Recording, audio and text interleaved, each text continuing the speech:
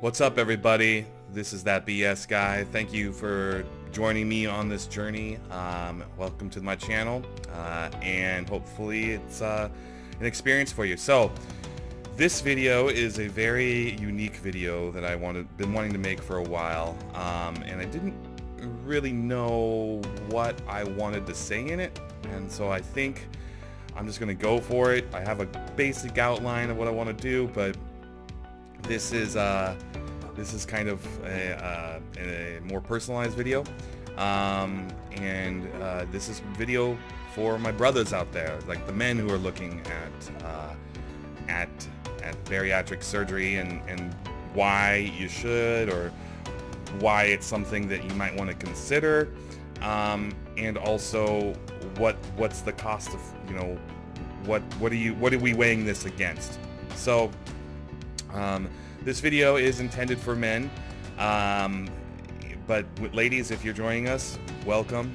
This might give you some insight on some of the workings of our tiny little brains. But here we go. So here's why I created, this is part of the reason why I created this channel, was because when I was looking online, there really wasn't a lot of men talking about their surgery experience. There was like a, you know, for every one guy that I saw on YouTube, there was at least 10, you know, female channels. And, you know, as much as I appreciate what they bring to the table, and they're talking about, you know, loose arm skin, or like their boobs, or things of that nature, that really didn't, I wasn't really a big concern for me. I wanted to know, you know, how it would physically, you know, affect me, and what were the benefits of that, and what sacrifices would I have to make in order to make this thing happen. So let's talk about pre-surgery. So if you're watching this, I'm going to assume that you are a robust fella, as I am, and even more so was before I got my surgery. And you know, it affected me in certain ways. You know, I did mention in a previous video that, you know, online dating was not a thing that really worked for me. You know, you could have the best profile out there, and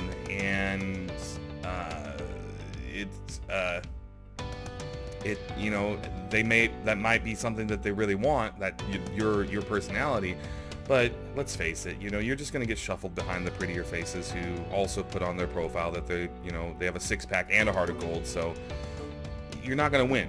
I mean, I hate to be that guy, but I'm going to be that guy. Like, you're just not going to win online, because it is just a who looks better and who's got my attention.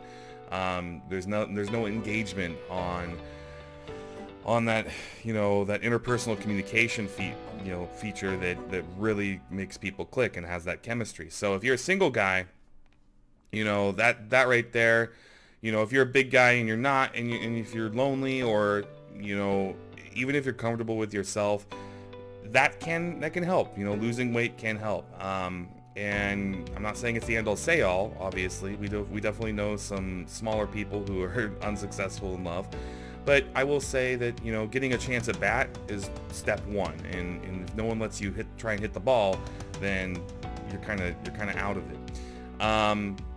You know, speaking of dating, let's just say that you do, you know, get to go out on a date and it goes really well, and next thing you know, she's at your place, but, you know, you're not performing as high level as you probably should. And, you know, I will say that this is an awkward conversation, but, you know, when I can just take myself as an example here, when I was skinnier, when I was really in shape, and I was serving in the Army, that I never had those issues. You know, like, I was gung-ho, I was ready to go. Now, albeit I was a little bit younger, not terribly so. I was still in my 20s, like upper 20s when I was in the Army still. And I'm 35 right now, so it's not a huge swing, but the amount of weight that I had at that point versus the weight that I had previously is night and day. We're talking about, you know, 175 plus pounds difference. That's a whole person, you know, that's a whole man right there in some cases. So, that can affect things. And not to mention not the physical performance, but if you've ever seen if you live in a place where it snows and you see a tree on the side of the road, okay, and it's a big tree, it's a really big tree, but then it snows and the snow pack goes up and up and up and up, and next thing you know, you can only see this part of the tree. Even though it's a huge tree, you can only see this much of the tree. And if you get what I'm laying down here, you could be, how should I put this? A big guy, but you won't look it. And it definitely won't come across to a girl that you want to have fun with that way either. And so that weight that you're putting on definitely can impact you in that way. Also, if we're talking about, since we're talking about stuff just for men here, there's a lot of negative impacts that have, to your just day-to-day stamina, testosterone levels, it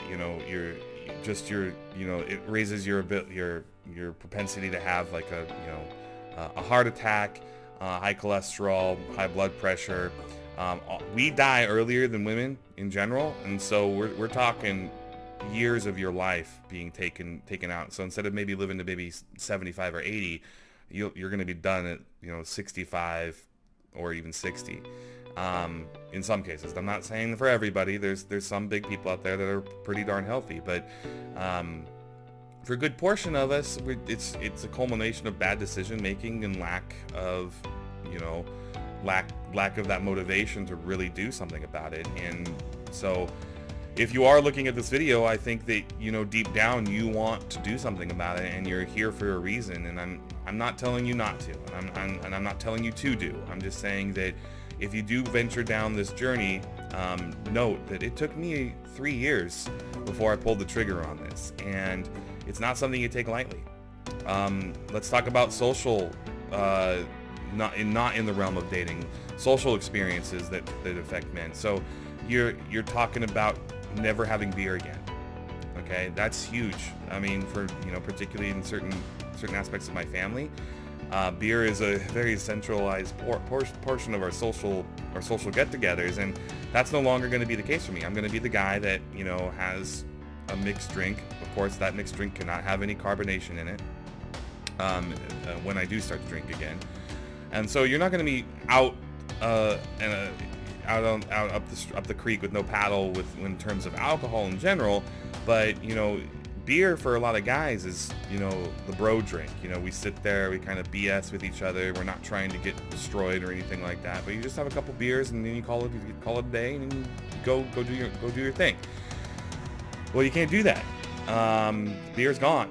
Not to mention that you probably won't be able to be the designated driver if you decide to drink, if that's something, or well, I don't know why you'd be a designated driver if you're drinking, but if you're that guy that could go to a restaurant and have 1 to 2 beers with a nice meal, and then walk out and still drive home and you'd be fine, that's gone. That's going to be gone. Your tolerance level, because of depending on the surgery that you have, your tolerance level for that alcohol is going to be different, and so you're not going to be able to stomach that. Foods, when you go out with the boys, and you want to get those nachos and you want to get those chicken wings and stuff like that, you might be able to have 1 chicken wing or 2, maybe some a bite of the nacho, but do you really want to use what stomach space you have for that, for the carbs in those nachos? I personally wouldn't. I would want to make sure to put that protein in me. And so you're gonna have to make some sacrifices. And here's the other part of that, is that you might get some flack from your buds. They may not understand. They may not see it your way. Know that you've gone a route to get your weight down that not a lot of people talk about. So I was lucky when I, this is just the way I am. I kind of owned it.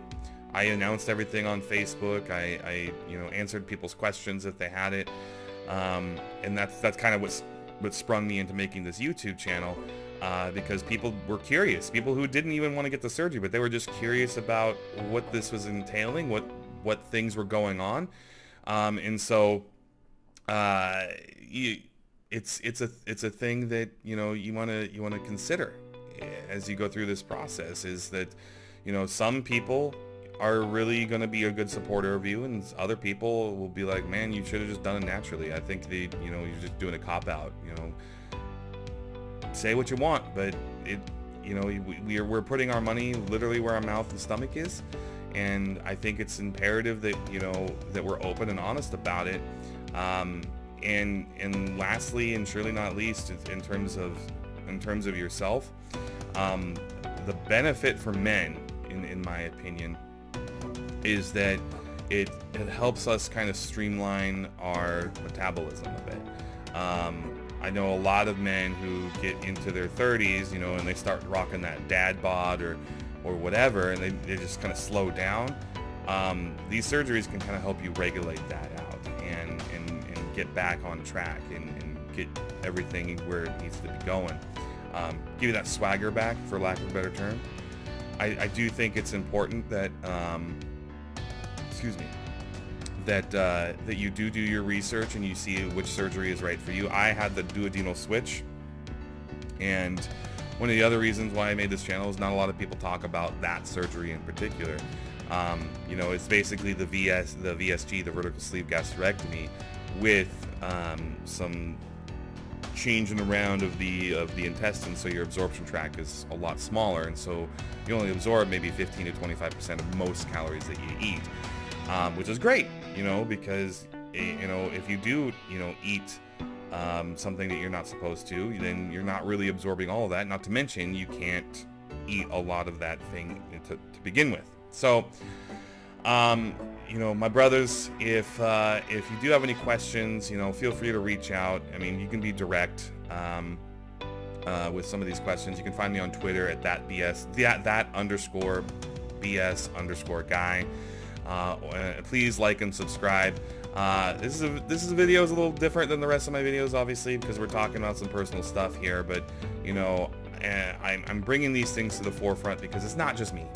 You know, I've met a ton of people in my years of life so far, and a lot of big dudes, and, you know, I think almost every guy that I've spoken to, you know, has said in the back of their mind, like, yeah, I was thinking about doing it, but I just, you know, I don't know.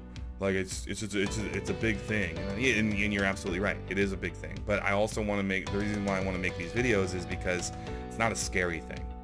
I want to show you that you're not alone with, you know, you're not the only guy out there that's thinking about doing this. And then, you know, speaking of the surgery itself, there were some nuanced differences on how the men kind of reacted, at least from what my observations were and what people were telling me when I was down there actually having the surgery.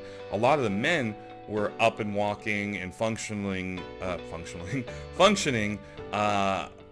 better and quicker than a lot of our women counterparts down there. I don't know the particular reason. I'm not a medical professional, so I don't know that, but it may have something to do with our natural, you know, frames or our musculature that we have, things of that nature. But it was quite interesting, because whenever I would go out and walk, you know, I would always run into the guys that were walking, and every so often I'd run into the women. But whenever I was out there, I definitely was seeing more of the men walking around than the women. So to each their own, but I will say that, you know, your pain is severe at first when you do have the surgery. Not talking about the actual surgery scars or the surgery itself, but the gas pain that you have in there. But man, if you're looking at this journey, feel free to look at my videos, but also make sure you research on your own. If you are one of those people that are, you know, trying to save some money and are thinking about going through the Mexico route, here's a link to my video right here to see how my experience was in Mexico. Wasn't bad. It's a lot cheaper, and please note my cost was the duodenal switch surgery, not the VSG. So if you only want the VSG, then it's a lot cheaper and a lot quicker and less invasive. So anyways, guys, thanks again, once again. Please like and subscribe if you like this video, and I look forward to seeing you in the next one. Thank you, and have a great day. Bye-bye.